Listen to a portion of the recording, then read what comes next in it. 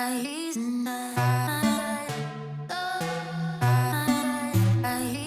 right, here we go. Week 4, run 1, done and in the books. You may notice I'm in a different environment this week. I'm actually up in New Hampshire. This was why I was traveling over the weekend and had to have a compressed running week. But I left South Carolina where it was about 88 degrees Fahrenheit when I left. And I get up here to New Hampshire where it's about 35 degrees Fahrenheit right now. There were a couple snowflakes when I started the run. It's supposed to get a little bit of snow this afternoon and then some snow tomorrow morning around the time when I'd run. Maybe it'll be a run in the snow. This morning was just a 25-minute recovery run. Nothing too much. Nice, easy jog through the neighborhood. It's always a little different when you're running in one type of environment and then you abruptly move to a different type of environment. A couple weeks ago when I was in Colorado, obviously much higher elevation than South Carolina and colder as well. And then same thing coming up here to New Hampshire. It's a little bit of an adjustment. So if you ever faced with that in your training where the environment changes very quickly, give yourself a little bit of a break, because in addition to the work that you're doing, your body has to deal with the adjustment to the environment as well. So just keep that in mind. I am nearly back to where I'm staying for the week. Recovery's almost done. I got to get some breakfast, shower, get to work, rest up for the rest of the week's runs. I think I just saw another snowflake.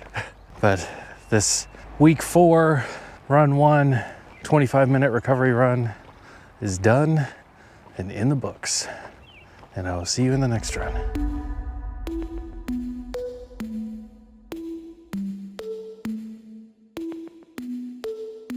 All right, week 4, run 2, done and in the books. And as you can tell, maybe, it is cold, 32 degrees Fahrenheit, right at freezing. It is snowing. Ground is a little bit slippery. It's not conditions I'm used to running in at the moment, but I did it. 10K done, a little over 6 miles. That one's in the books. So this is another shuffled week, doing the long run earlier in the week. I'm gonna start driving back down to South Carolina Friday evening. So instead of doing this long run on Friday, I wanted to do it today. So I'm not as tired in the evening. So this run was pretty tricky for me. Where I live in South Carolina, it's flat, it's warm, it's been dry lately, oddly enough. So I'm kind of spoiled running and training in those kind of conditions. Coming here to New Hampshire, it's cold, it's hilly, it's a very different environment than what I've been used to running in. So while the pace was not what I wanted to have for this run, I still got it done. So it was extra challenging with slippery sidewalks. I used my inhaler before the run because I know my lungs usually have a hard time in the cold, but even that wasn't enough. I can still feel my lungs are tight. So that when it's harder to breathe, it's harder to run. But I did it. I just had to push through. The rest of the runs this week are about 25 to 30 minutes long. So a lot shorter than this run. So I have an easier rest of the week ahead of me, which is nice. Well, once again, I am near to where I am staying. So I will sign off from this one and I'll see you in the next run.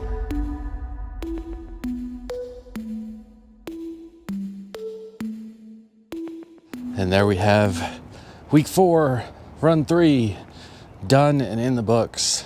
This was a 35-minute recovery run, just under 3.5 miles for me. But it is extremely cold for me. It was 22 degrees Fahrenheit when I started. It's 23 degrees Fahrenheit when I finished. It was cold enough that the water in the tube of my Camelback froze by the time I finished the run, which is not fun. Despite it being a cold morning, or maybe it's the reason for it being cold, but it's nice, partly cloudy, It is windy, which made the cold feel even worse, but it's still a nice, beautiful New England morning. In the spring, I feel it should be warmer at this point. New England is weird with weather, if you didn't know already. As it is very cold outside, I'm probably going to wrap this up, and I will see you in the next run.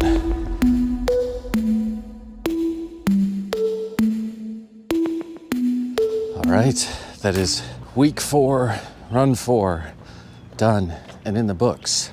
This was a 30-minute recovery run, a little less than 3 miles, and another very cold morning. It's 25 degrees Fahrenheit out right now. A little chilly. Despite the temperature, it is quite a nice, bright, sunny, clear New England morning. Not really any wind this morning, so much better than the last run, which was cold and windy. The topic I wanted to talk about this week is motivation and trying to keep motivation. And it's probably the perfect week for it, given everything that's been going on, having to compress my training schedule these first 4 weeks, traveling just about every weekend, and then especially this week with the extremely different temperature, environment, running terrain, and all that. It's been a challenging start to this training program, and I'm happy I've stayed motivated and kept at it. I think the bit that saves me is having been running for a few months already, just kind of being in that rhythm where if I miss a run, if I have to change what I'm going to do for my running schedule, it feels off. So I think how I talked a couple weeks ago about trying to turn this into a habit, like making it into a good habit, to help make it feel more natural. I think that's been a big part of the motivation. The other big thing for me is this completing a marathon is a challenge I've wanted to complete for years now. It's been, I think, 12 years, 13 years since the last time I tried training for a marathon. And it's just one of those things that it's like that Everest for me. It's like, I gotta get this done while I'm still young enough and able to. So that's been my big drive to get this done, to have that in the books, and having accomplished one of the harder challenges with running. Then there's stuff like ultra marathons, triathlons, things like that. I don't have any desire to do anything like that. I'll stick with just this half marathon and then marathon. Other bits of motivation, if I'm exercising more, I don't have to feel guilty if I want to have a dessert or something like that.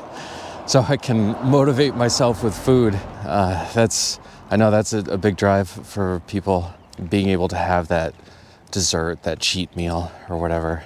So you can use that as motivation. You get a good run done for the day, let yourself have a few extra calories, because you'll need those calories later on anyway, on the next run. Another thing you can do for motivation, if you are doing a big run, like a half marathon or full marathon, you can time your training to go do that run in a destination you want to visit.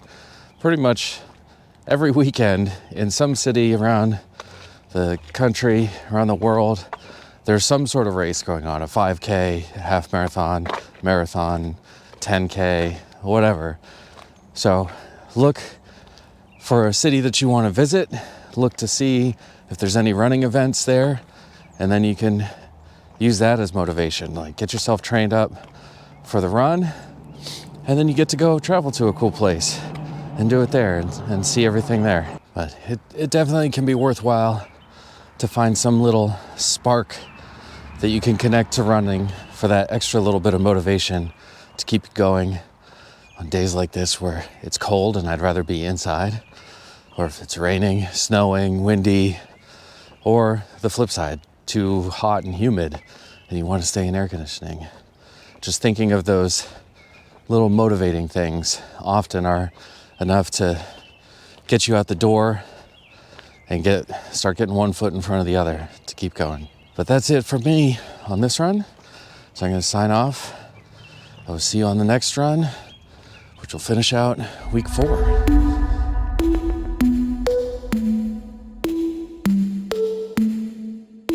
It is week 4, run 5, done and in the books. This one was a hill workout with intervals. It's a kind of cloudy, gloomy New England morning. Not as cold as it has been. It's about 35 degrees Fahrenheit.